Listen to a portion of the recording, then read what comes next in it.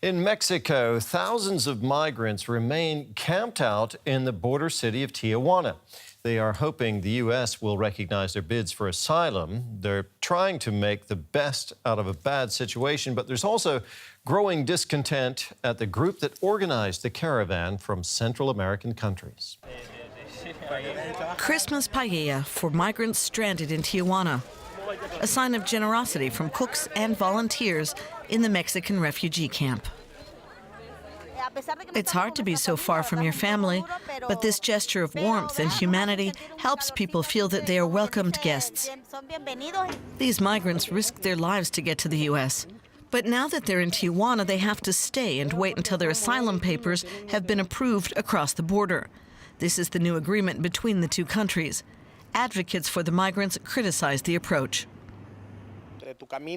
Mexico was the most difficult part of the migration route.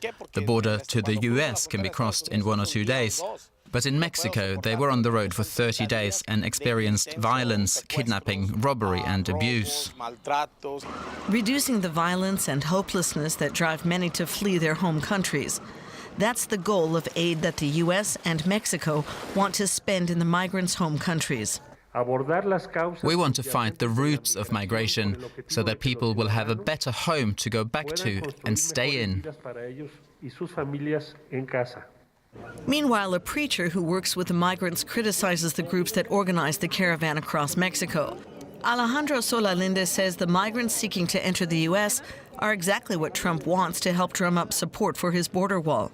In Tijuana, there are still more than 6,000 migrants waiting to finally enter the not-so-promised land.